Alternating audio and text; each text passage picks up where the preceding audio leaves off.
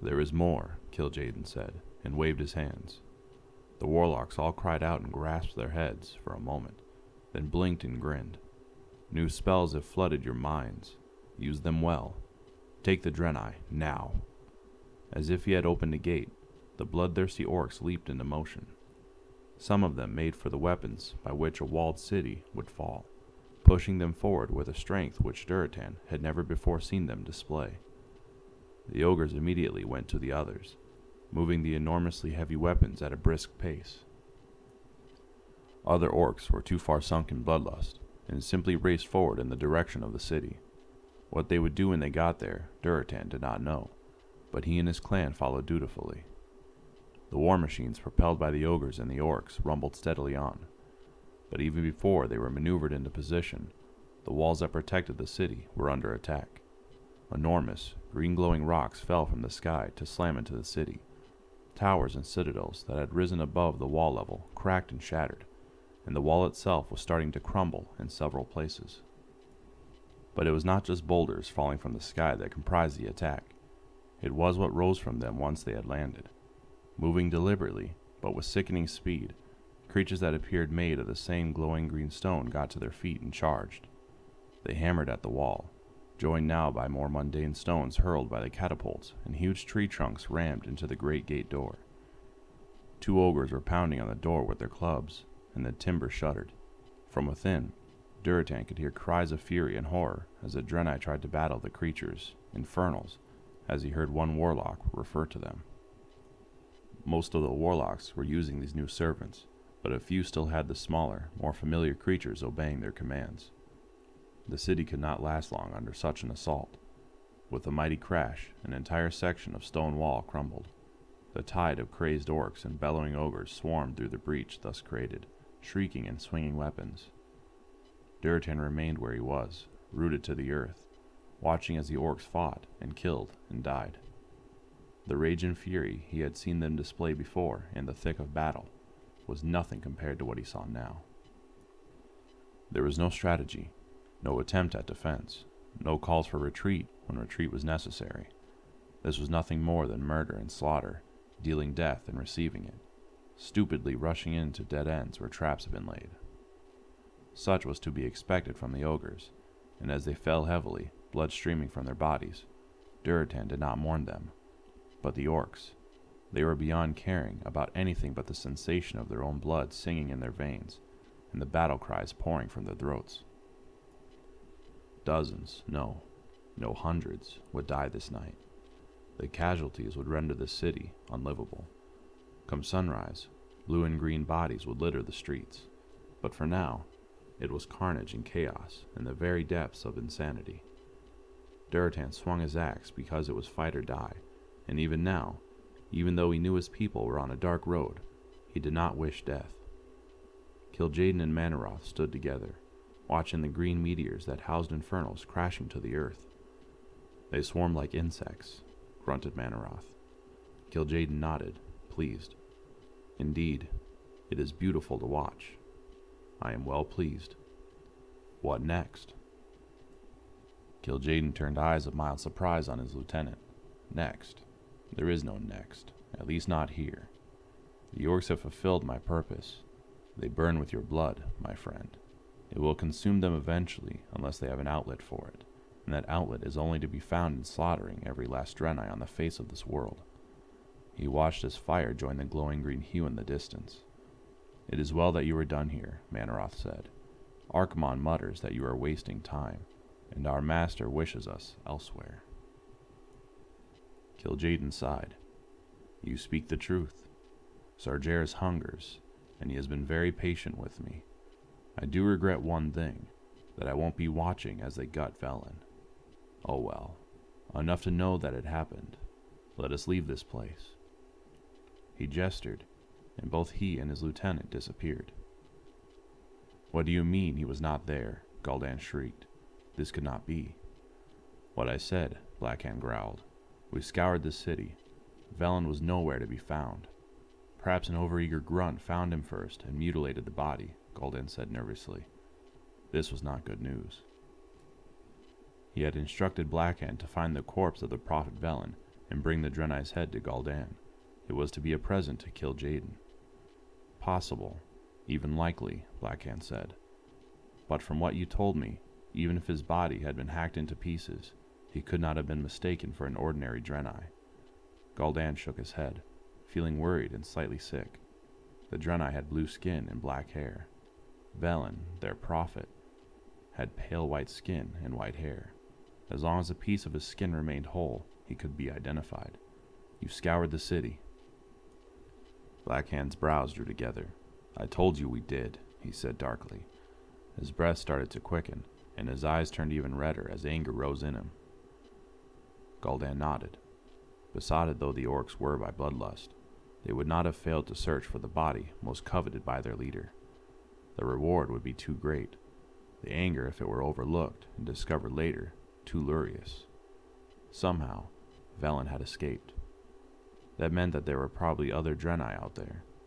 In a sudden panic that made his heart race, he wondered just how many he had let slip through his fingers, and where in this wide, wide world they had gone.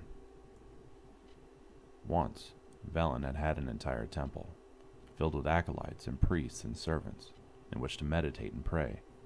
Now, he was in a small room, one of only a handful who even had their own room. He held the violet crystal in his hand, and tears poured silent and unheeded down his face. He watched the fall of the city. He had wanted to stay, to lend his own not inconsiderable magic to the fray, but that path would have meant death, not merely his own, but that of his people. They did not need a marshal now. The orcs, their systems permeated with demonic blood, burned with a lust for killing that would not be sated even if they slew every last Draenei in Draenor, would never be sated until death stiffened their corpses. Kil'jaeden and Sargeras' burning legion of demonic forces owned them now. The orcs had numbers, ogres, warlocks, and a fury that would take them physically and emotionally to places where no rational mind would dare travel. There was nothing Velen could do but let the city fall, for there was nothing he could do that could possibly save it. Nor could he save the orcs. The only flicker of hope for the eventual redemption of the Horde lay in a single clan who had not drunk the blood, had not made the pact, whose minds and hearts were still their own. Some 80 orcs, and that was all. 80 to stand against over a dozen other clans, most much larger. The orcs would be treated as maddened beasts now, whenever any Draenei chanced upon them. Things to be put down quickly and mercifully, with the understanding that while the orcs did not fully know what they did, they must die regardless. Velen had wanted to abandon the city, to have it standing empty when the orcs descended, wanted to save as many Draenei lives as he could, but Laro here, the quick-speaking, intelligent general who had succeeded Restylon after his murder, had convinced him it would not work. If there is an insufficient number of Draenei to slaughter, Laro here had said, his voice soft and compassionate, but yet hard as steel, then the lust that consumes them will not even be sated temporarily. They will still hunger and catch our scent while it is still new, and track us down. Those who flee will die. They must believe that they have slain most of us, and in order for them to believe that, it must be true.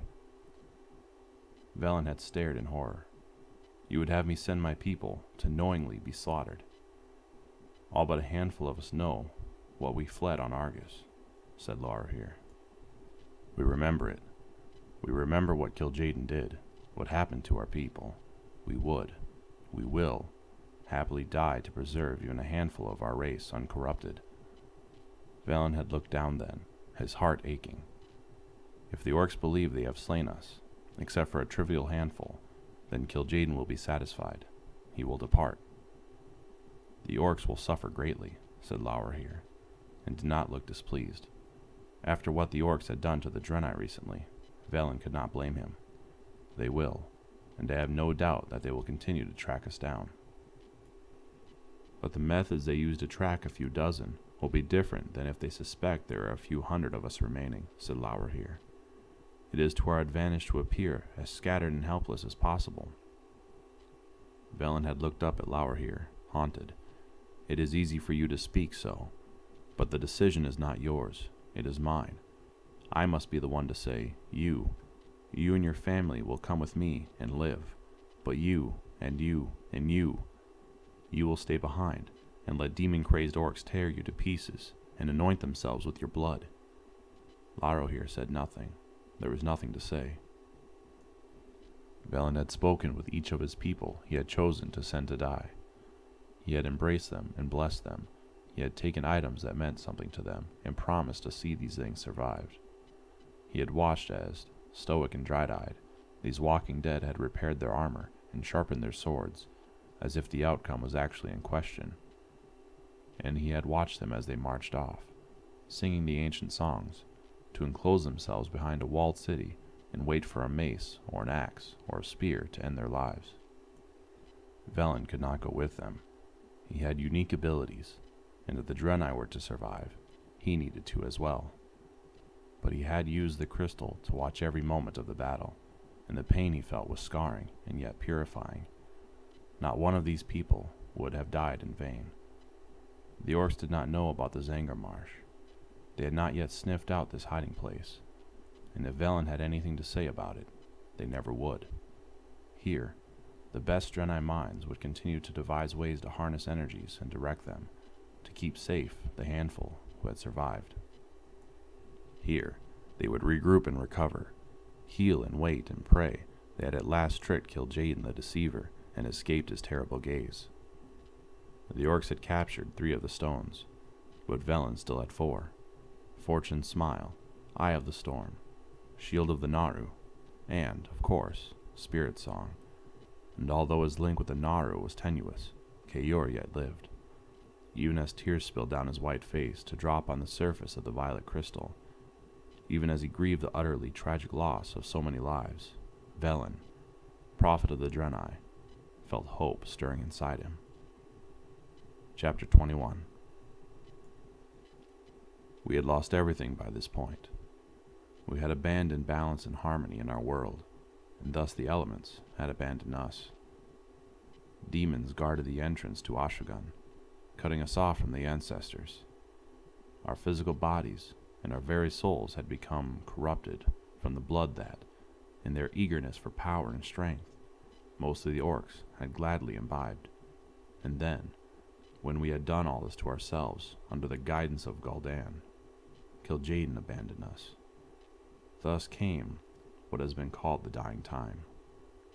May its like never visit us again. What do I do? Gul'dan could not believe the words were coming from his own lips, but he was so terrified that advice, any advice, seemed better than this sick fear he lived with. Ner'zhul regarded him with contempt. You made this choice. It's not if you are blameless yourself, Gul'dan snapped. Of course not. I made choices for myself, for my own advancement, but I never threw away the future of my people, my world, for it. Where is the power you were promised now, Gul'dan? The power that you bartered our people for? Gul'dan turned away, trembling. There was no power, and Ner'zhul knew it, which was why his words bit so deeply. Far from rewarding his loyal servant with glories and godhood, Kil'jaeden had simply vanished. All that was left of his presence in this world were the warlocks and their demons, a maddened horde, and a ravaged land. No, he thought. No, that was not all that was left. There was still the Shadow Council. There was still Blackhand, the ideal puppet precisely because he did not realize he was one such. And while the horde was now infused with the blood of demons, and craved violence and destruction more than meat and drink, they had not gotten out of control, at least, not yet. He would summon the council to meet in their beautiful black temple. Doubtless they, too, would be searching for ways to salvage what power was left. Yes, there was still the Shadow Council. The land is dead, Durotan said quietly, as he stood with his old friend surveying what had once been verdant meadows and foothills. Durotan scuffed at the dirt with his boot. Powdery sand and rock were revealed as he kicked away the dead yellow grass. Wind, no longer blocked by trees, whistled past them. Olgrim said nothing for a long time.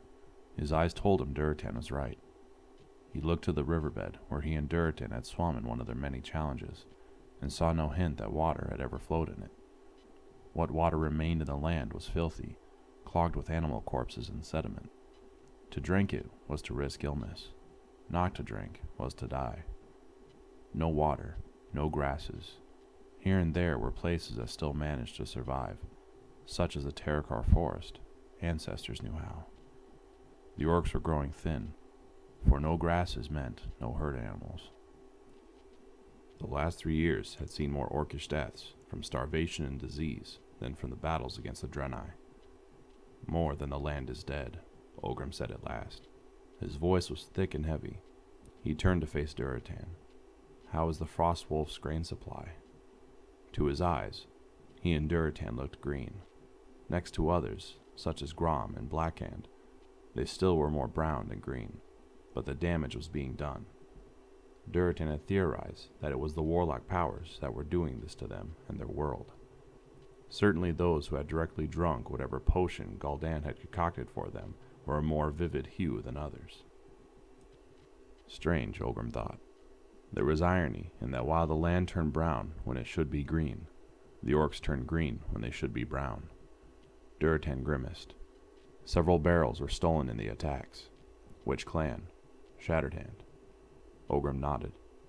The Frostwolf clan was bearing the brunt of the recent flurry of attacks. After the Horde had taken Shattrath, sightings of the Draenei had dwindled. It had been a full 6 months since anyone had reported even glimpsing one of the elusive blue-skinned beings, let alone killing one. Durotan had made the Frostwolf clan a clear target when he refused to drink from the chalice the night Shattrath fell. And even before then, his reluctance to attack the Draenei had not gone unnoticed. Now that the Draenei, the only focus the orcs had as an outlet for their vastly increased bloodlust, were becoming scarce, many felt that somehow Durotan was responsible. Never mind that it was quite likely that the Draenei had simply been hunted to extinction, that the initial goal of wiping them off the face of the earth had been achieved. I will bring some next time I see you, Ogrim said. I will not take charity. If my clan were in your position, you would beat me nearly senseless and shove the food down my throat rather than let me refuse it, Ogrim said. Durotan laughed and seemed surprised that he did so. Ogrim let himself grin. For a moment, if he could ignore the dead land around them, the unnatural hue of their skins, it was as if the horrors of the intervening years had not happened. Then Durotan's laughter faded, and the present returned. For the sake of the children, I will accept it. He turned his head, again looking out over the wasteland. New names were cropping up, harsher names, darker names. The Citadel was becoming known as the Hellfire Citadel, the entire area the Hellfire Peninsula. The destruction of the Draenei will lead to that of the orcs as well, if something is not done, Durotan said. We are turning against each other, stooping to stealing food from the mouths of children because the land is so wounded it can no longer nourish us. The demons capering at the heels of the warlocks can destroy and torment, but they cannot heal or feed the starving. Ogrim asked in a low voice, has anyone tried to work with the elements? Such activities were still forbidden, but Ogrim knew that desperation was causing some to rethink the old ways. Durotan nodded. It was a failure. We have been met with stony silence. Demons guard Ashugan. We can find no hope there. Then we are finished, Ogrim said quietly. He glanced down at his hammer, its shaft leaning against his leg as they stood. He wondered if the prophecy of the Doomhammer was being fulfilled even now, if he was the last of his line. Had he already brought salvation and then doom by using this weapon to drive the Draenei to extinction? And how could it possibly be used now to bring justice? When all was dying, how could everything change again? The will to survive was powerful, Gul'dan thought as he readied himself for sleep. He had taken to sleeping in the Black Temple, in a room he had had redesigned specifically for him. In it, he placed in a ritualized fashion all the trinkets and tools he needed to properly command the demons he summoned, shards from the Draenei souls, certain stones for the larger creatures, potions to help him keep his energy up when it flagged. There were skulls, too, and bones, and other signs of dominance. Certain herbs were burned in containers, their pungent or sweet aroma inducing visions. It was to a jar of such that he turned to now. He had lit a small fire in a cauldron and permitted the wood to burn down to glowing embers. Chanting softly, Gul'dan tossed the dried leaves on the fire and forced himself not to cough as the scent filled the air. He went to his bed. He liked to think that perhaps this was the same bed upon which the loathed Velen slept when he was in the temple, and quickly fell asleep. Gul'dan dreamed, as he had not done since Kil'jaeden's departure, and even while in this strange, dark place that was the vision, he knew it to be true. The vision was that of a vaguely orc-shaped being, dressed in a long cloak that obscured his face. He was slender, even more slender than an orc female, but somehow Gul'dan immediately sensed that it was a male. Delicately built as he seemed to Gul'dan's eyes, the sense of power that radiated from the stranger all but buffeted Gul'dan. A shiver shook him. When the stranger spoke in his mind, the voice was masculine, oddly pleasant, and profoundly compelling. "You are feeling adrift and alone," said the stranger. Gul'dan nodded, cautious and eager at the same time. "Kil'jaeden promised you power, strength, godhood.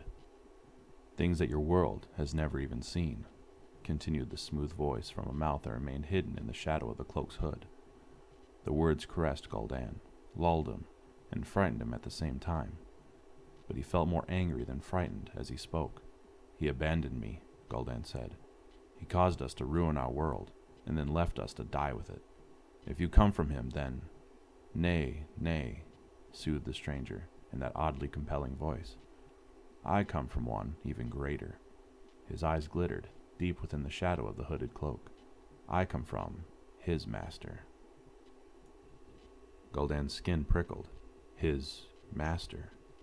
And he fell back as his mind was assaulted with images of Kil'jaeden and Velen in Archimonde, as they were so long ago. He saw the transformation of beings known as Eredar into monsters and demigods, and he sensed, though never saw, a great presence behind it all. Sargeras. He still could not see the stranger's face, but Gul'dan knew that he smiled.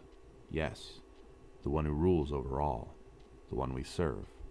You will soon understand, Gul'dan, that destruction and oblivion are beautiful and pure, that it is the direction in which all things must go. You can resist it and be destroyed, or aid it and be rewarded. Cautiously, still worried about this cloaked figure and his honeyed words, Gul'dan asked, "What is being asked of me?" "Your people are dying," the figure said bluntly. "There is nothing left in this world for them to destroy. There is nothing left for them to survive on.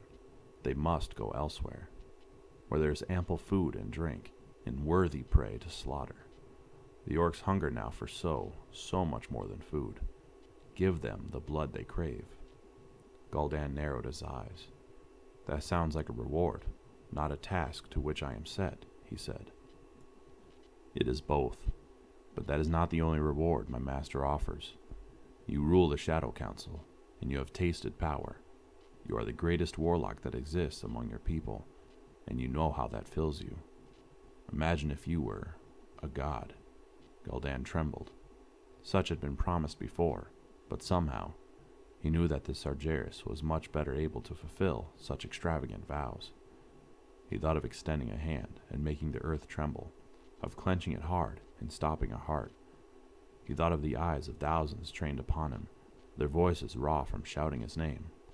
He thought of tastes and sensations he could not yet even imagine, and his mouth watered. "We have a mutual foe," the stranger continued. "I would see them dead, and you would see your people sated with slaughter and killing." And now Gul'dan could make out just the barest of hint of features, of pale skin and a thin-lipped mouth framed by black hair that curved in a smile. "It is a partnership that would benefit us both." "Indeed," Gul'dan breathed. He realized that he was moving toward the stranger, as if drawn, then stopped and added, "But I cannot believe that this is all you would ask of me." The stranger sighed. "Sargeras will give you all this and more, only he lies imprisoned. He needs assistance to escape. His body is trapped in an ancient tomb, lost beneath a rolling ocean of darkness. He hungers for his freedom, the power that once was his to express, and your orcs hunger for bloodshed, as you hunger for power. Bring your orcs to this verdant, unspoiled new world.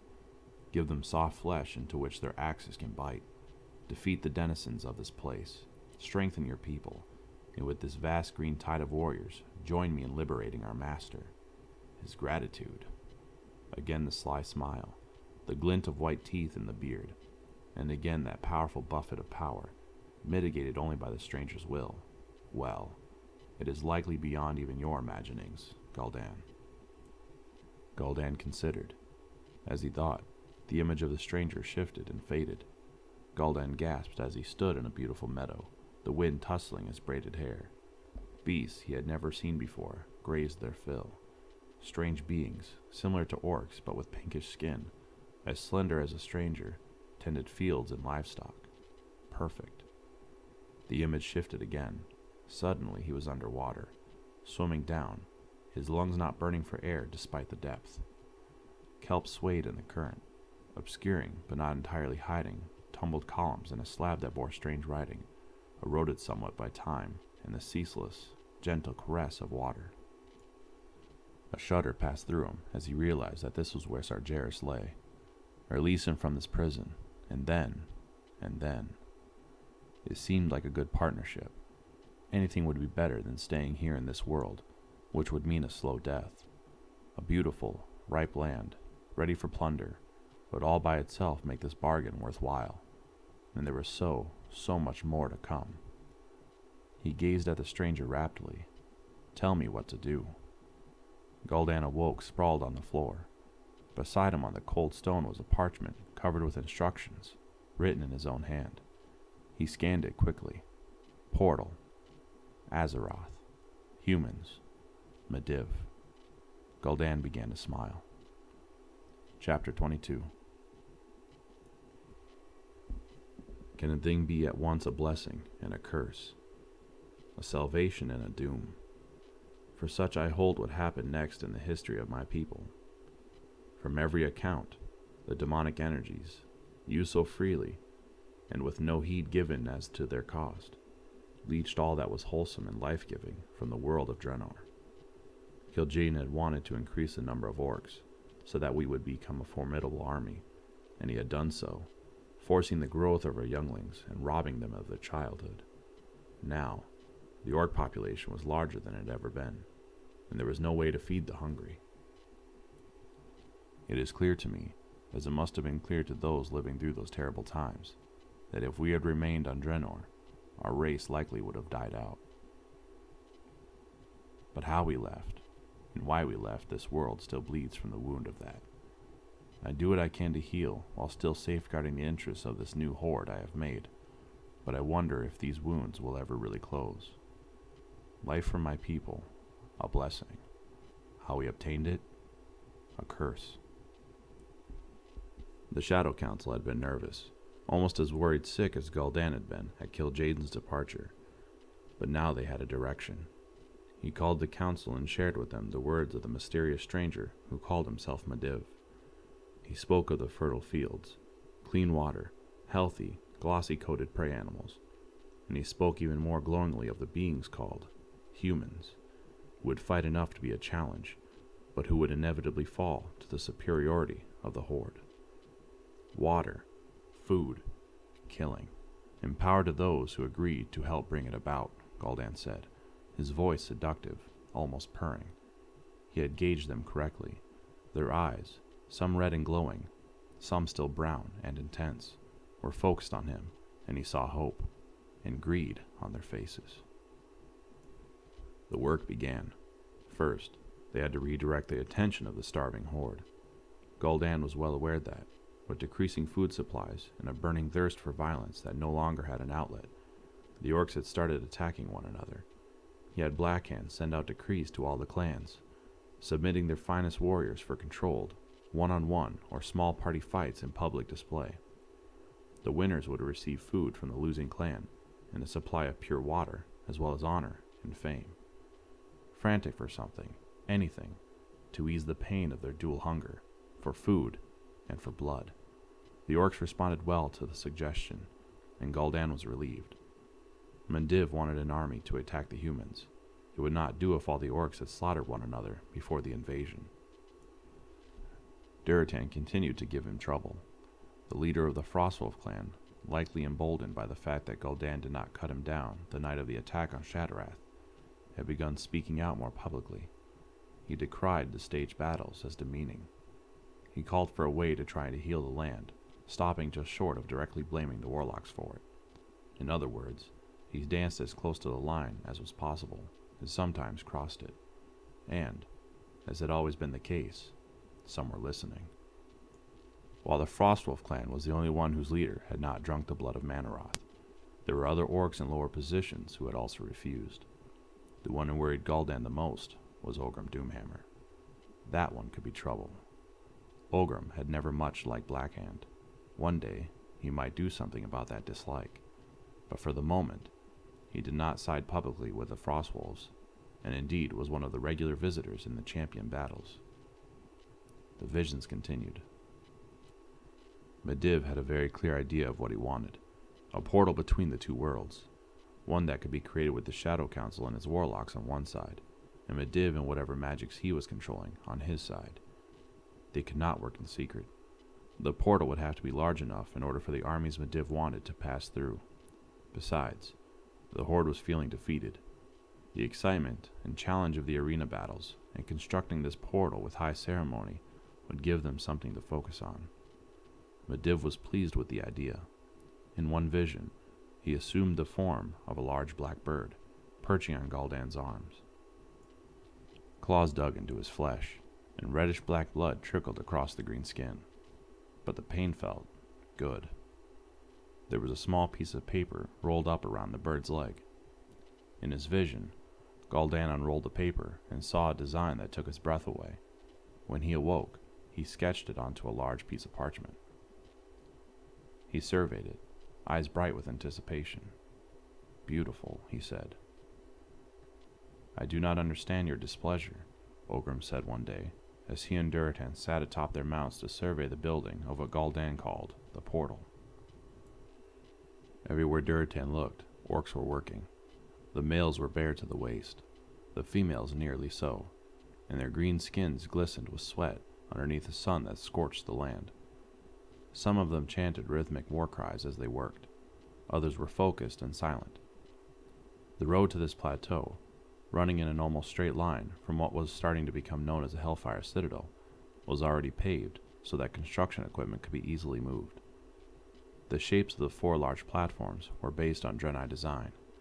The irony did not escape Durotan. The original design had been modified, crowned with the now familiar spikes and sharp edges that were starting to make orc architecture distinctive. But Durotan could remember walking up similar steps as a boy, and walking up those steps again with the intent of killing all he found atop them. 2 obelisks pointed to the sky like sharp spears, and the statue of Gul'dan sat atop another one. But most forbidding of all was the 4th, set a little way back from the other 3. This was to be the framework for the actual portal that Gul'dan kept promising them would manifest. 2 huge slabs of stone towered into the air, a third lying across them to make the most primitive of gateways. Shapes were starting to appear out of the rock, looming shapes of cowled figures on either side, and some sort of serpent undulated atop it. "Is this not better than having them ride into your camp and slaughter your clansmen?" Ogrim continued. Durotan nodded. "Yes, in a way," he said, "but we still do not know what this is a portal to."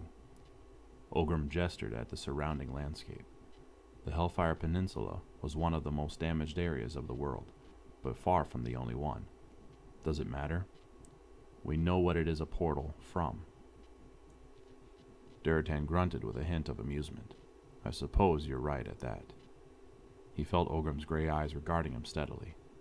"Durotan, I have refrained from asking you this, but why did you refuse your clan the draft Gul'dan offered?" Durotan looked at his friend, answering one question with another. "Why did you yourself not drink?" he countered. "There was something not right," Ogrim said at last. "I did not like what I saw it doing to the others." Duratan shrugged, hoping his friend would not press the point. You had the same insight as I did. I wonder, said Ogrim, but he did not question further. Duratan saw no need to reveal what he knew. He had managed to protect his people from the horrors of what drinking demonic blood would do to them. He had asserted himself to Gul'dan, and thus far, no repercussions had fallen. And Ogrim, ancestors to be praised, had had wisdom enough to realize that there was something amiss, and had also declined. For now, that was enough for Duratan, son of Garad, chieftain of the Frostwolf clan. I fight today, Ogrim said, changing the subject. Will you come? I know that you do this not for glory, but for your clan, Duratan said. You fight to win them food and water, but I will not show my face at these displays. Orcs should not be fighting orcs, not even in ritualized combat. Ogrim sighed. You have not changed, Duratan. You were ever afraid of me defeating you. There was a hint of mirth in his voice. Duratan turned, and for the first time in many, many long months, grinned with a genuine warmth. The day had come. All night, while a ring of warlocks stood guard lest a curious onlooker witness the dark ritual, several stone masons had been hard at work carving the final seal into the portal's base. Once they had finished, wiping their sweaty brows and turning to smile at one another, they had been quickly slain. The blood of those who had created the seal would prime it. Gul'dan had been informed by Medivh. Gul'dan had no reason to doubt his new ally's wisdom, but the luckless masons would not be the last to die here. The dawn was a fiery one, crimson and orange, and the air was thick and stale. While the portal was being completed over the last several days, other tasks had been finished as well. The war machines that had so devastated Shattrath several months earlier now were again pressed into service, repaired, oiled, and tested. Armor that had been neglected was polished. Swords were sharpened, dents hammered out of chess pieces and helms. The great Orcish army that had so decimated the Draenei was being reformed. Some clans had been requested to remain behind. Gul'dan had done his best to convince the chieftains of the Shattered Hand, Shadowmoon, Thunderlord, Bleeding Hollow, and Laughing Skull clans that they were needed here. Grom and the Warsong had been particularly hard to convince to remain. For a moment, as the chieftain raged at him, Gul'dan wondered if he had done the right thing in letting Hellscream drink the demon blood. More than most, he seemed to have little control over his emotions, despite Gul'dan's flattery about how valuable Grom was to him and how he needed him here. It was Grom's wildness and unpredictability that made Gul'dan want him to stay behind. He could not risk Grom getting some mad idea into his head and defying orders. Medivh would not like that. He would not like that at all. Blackhand had requested that the entire horde gather at the Hellfire Citadel. Over the last few days, several who had returned to their ancestral lands, the Frostwolf clan among them, had trickled in and camped in the area. They had obeyed the order to arm themselves as if they were going into battle, although few of them understood exactly what was going on. They assembled, clan by clan. Each clan wore their traditional colors in the form of a decorative sash or belt over their armor, and on this hot, windy day, their banners snapped proudly. Gul'dan and Ner'zhul watched the assembly. Gul'dan turned to his former mentor. You and your clan will be among those staying behind, he said shortly. Ner'zhul nodded, almost meekly. So I assumed, he said. He did not say much these days, which was just as well with Gul'dan. He had half suspected that the older orc would try to wrest control from him after Kil'jaeden had abandoned them, but apparently Ner'zhul was too crushed to even do that. Gul'dan thought with contempt about the time, not so long ago, when he had idolized, even envied Ner'zhul. How foolish he had been then. He had grown and learned, even from the bitterness of deception. Although there were times when he thought he caught the faint glimmer of something in Ner'zhul's eyes, as now. He looked sharply at the other orc, and decided it was just a trick of the light. He returned his attention to the assembling clans and smiled. Even though his designs went far beyond simple bloodletting, he could not help but be stirred at the sight. They were glorious. The scorching sun glinted on their armor, their banners waving in the wind, their green faces shining with anticipation. If all was as Medivh promised, this could be the turning point to greatness.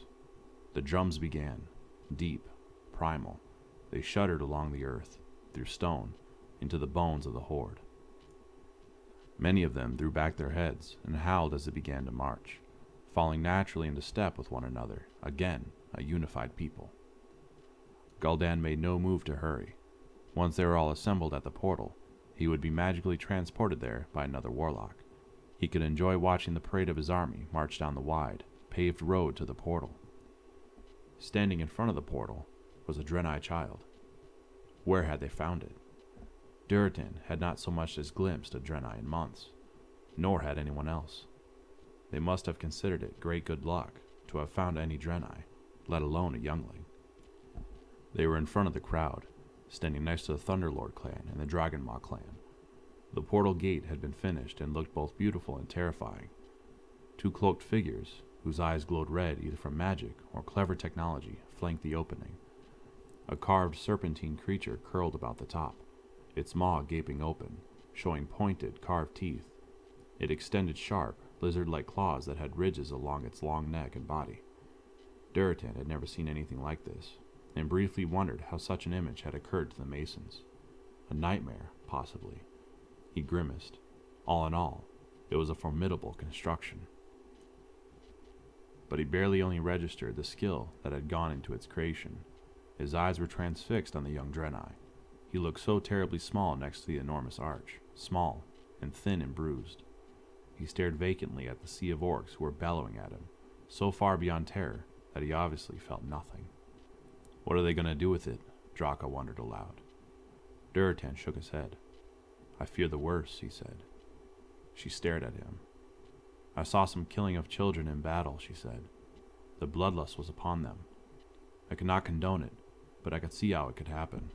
But surely they will not make a ritual sacrifice out of this child.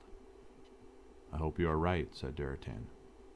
But he could see no other reason for the small figure to be present. If such were the case, he could not stand by.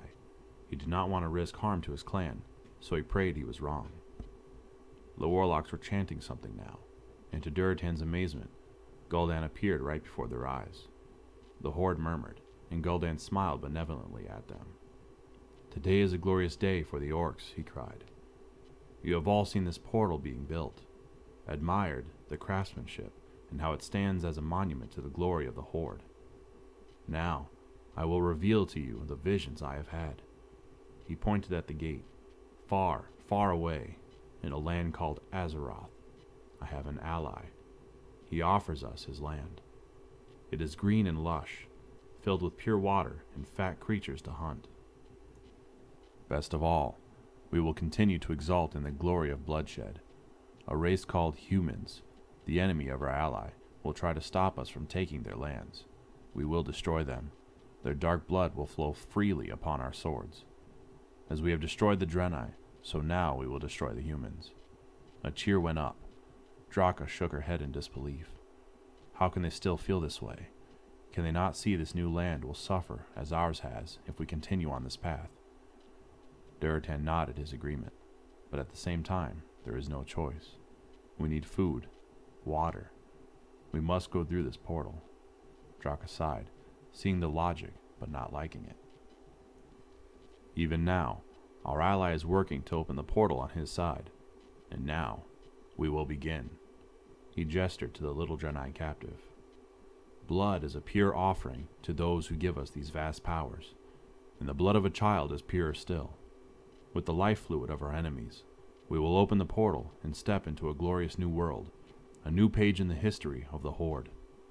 He approached the bound child, who looked up at him with empty eyes. Gul'dan raised a jeweled dagger. It glinted in the sunlight. No! The word was ripped from Durotan's lips. Everyone turned to stare at him. He surged forward. If this new venture was to be opened by the blood of an innocent child, no good could come of it. He did not make it 3 steps before he was tackled and went down hard on the sun-baked earth. The instant it happened, he heard Draka utter her war cry and the clang of metal on metal as she charged. Chaos erupted. He struggled to his feet and beheld the crumpled form of the child. Blue blood spurted from his slashed throat. Gul'dan, "What have you done to us?" Durotan shrieked, but his protest was lost in the roar of the enraged mob of orcs. The Frostwolves had sprung into action to defend their chieftain, and the shouts of battle were almost deafening. Durotan's breath was knocked out of his lungs as his attacker, he could not tell from what clan, resumed the fight. In defense, Durotan lifted his axe and swung. The other dodged, moving more swiftly than Durotan had expected, came up, and the tenor of cries abruptly changed as the earth rumbled beneath their feet and a deep, piercing sound shuddered along their bones. The fighting stopped as one of the orcs turned to gaze at the portal. Moments before, one could look into the area outlined by the pillars and simply see more of the Hellfire Peninsula landscape. Now there was a blackness and a swirl of stars, as if one were looking into the night sky gone mad. Even Durotan's eyes were riveted on the sight. As he watched, the blackness shimmered and reformed itself into a scene that both startled and puzzled him. Gul'dan had spoken of a beautiful land, rich with fat prey beasts, fertile fields, and blue skies. Durotan was indeed looking at a place he had never seen before, but it was a far cry from the idyllic realm Gul'dan had described. It was as moist as Draenor was now arid. A thick haze floated above brackish water and swaying marshland grasses. A buzzing, chirping sound filled the air. At least, thought Durotan, there was life in this strange place. Unhappy murmurs ran through the crowd. This was where Gul'dan wanted to send them. It was not much better on first glance than their own land. But then again, Durotan realized, water meant life. Orange though the sky was, not blue, and drenched though the land was, not filled with flowers and meadows, it could support life. He turned to look at Gul'dan as the murmuring rose in volume. Gul'dan was obviously trying to cover his own shock. He waved his arms for silence. "Azeroth is a large world, as is our own," he cried. "You know how different the land can be from place to place. I am certain it is the same here. This place does not look as inviting as I was." His voice trailed off, and he shook himself, visibly recovering. "But behold, this is, in truth, another land. It is real. You," Gul'dan pointed at 24 fully armored orcs who stood beside the portal. They snapped to attention. "You have been chosen to be the first to investigate this new land. Go forth, in the name of the Horde." The orcs hesitated only an instant, then grimly ran forward into the portal. The scene vanished. Durotan's head whipped around to stare at Gul'dan. The warlock was doing his best to stay composed, but clearly he had been rattled. "They are the scouts," Gul'dan said. "They will return with news of this world." And before the gathered orcs could truly begin to grow worried, the image of the swamp reappeared, and the orcs hurried through. They were grinning from ear to ear. More than half of them carried the carcasses of large animals. One was a reptile of some sort, scaly, long-tailed, with stubby legs and a huge jaw. The other was a four-legged, furry thing, with claws on all four of its feet, a long tail, small rounded ears, and spots on its yellow, glossy coat. Both were obviously healthy specimens. "We have slain and eaten both types of creatures," the leader of the scouts said. "Their flesh is wholesome. The water there is pure. We do not need a beautiful land. We need one that will feed and sustain us. This Azeroth will do so admirably, Gul'dan." A murmur went through the crowd. Despite himself, Durotan felt his gaze drawn to the beast the scouts had brought through, and his stomach growled. It had been 2 days since he had last eaten. Gul'dan visibly relaxed. He looked over at Durotan, and his eyes narrowed. Durotan tasted apprehension, sharp and bitter, in his throat. He and his clan were needed. He knew that. He also knew that his defense of the child, and the reaction it had provoked among the other clans, many of whom had come to the defense of the Frostwolves, would not be forgotten. He had half suspected that Gul'dan would order his execution or banishment, but apparently Durotan and the Frostwolves yet had some use to Gul'dan and Blackhand. So be it. For now, he would fight alongside his brethren. Tomorrow would have to take care of itself. Whatever betided, Durotan knew he would die with his honor intact. Gul'dan looked back over the crowd of expectant orcs and took a deep breath. "This is the moment of destiny," he said. "On the other side, a new beginning awaits. A new enemy to slaughter. You can feel it, can you not? The bloodlust rising. Follow Blackhand. Listen to his orders, and you will rule this new world, as is your right. It's your world on the other side of the portal. Take it. The cries were deafening. The crowd surged forward. Even Durotan found himself caught up in the thrill of the new world, so lush and ripe and ready for the taking. Perhaps his worry was misplaced. Perhaps this would indeed be a new beginning. Durotan loved his clan, loved his people, and wanted to see them thrive. And he, like all orcs even before this moment, reveled in the kill. Perhaps it would all be well. Axe in hand, hope flourishing in his heart, Durotan joined in the race toward the portal, toward this place called Azeroth. He lifted his arms and raised the cry that was on the lips of every orc as they surged forward. For the Horde. Epilogue. And so began our people's history in this world of Azeroth. We thundered out of the portal like death incarnate, a torrent of blood-mad killers intent on slaughter. It is little wonder the humans hate us so, many of them even now. But perhaps this history I have chronicled will one day be read by human, elven, gnomish, and dwarven eyes. Perhaps they will understand a little better that we, too, knew suffering and victimization. My father's suspicion that he and his clan were marked for exile proved correct. It was shortly after the Frostwolf clan entered Azeroth that Gul'dan banished them. They were forced to make their homes in the harshness of the mountains of Alterac. The white wolves who still hunt in this place are descended from the Frostwolves who followed my clan through the portal, and whose loyalty could not be swayed by the words of one who bore a grudge. When I was born, my father realized he had to tell the other orcs all he knew about what had been done to them. He approached his old friend Ogrim Doomhammer, who believed him and would have allied with him had my father not been treacherously slain. When I reached adulthood, I became Ogrim's friend, as had my father before, and it is I who have fulfilled the prophecy of the Doomhammer. In their honor, this land is named Durotar, its greatest city, Orgrimmar. It is my hope that, my chieftain, the deep, rough voice belonged to Eterig. Thrall stopped in mid-sentence, moving the pen so it did not drip on the parchment. What is it? He asked the elderly orc, who was one of his most trusted advisors. There is news from the Alliance. One of our information gatherers has learned something he insists you must know. Thrall disliked the term spy, but he had spies nonetheless, as he was certain Jaina Prodmore had her spies in his land. It was to be expected, and was often worthwhile. Seldom had one of his gatherers insisted on seeing him like this. Something important must be happening indeed. "Show him in, and leave us," he said. Eterig nodded, and a moment later a small, scrawny, nondescript human male was brought in. He looked exhausted, undernourished, and terrified. Thrall rose to his full imposing height without thinking, then realized he might intimidate the human. "Will you take food or drink?" he asked, keeping his voice gentle. The spy shook his head, then amended. "Water, if you please," in a voice that cracked. The war chief himself poured a goblet and handed it to the man, who gulped thirstily, then wiped his mouth with the back of his hand.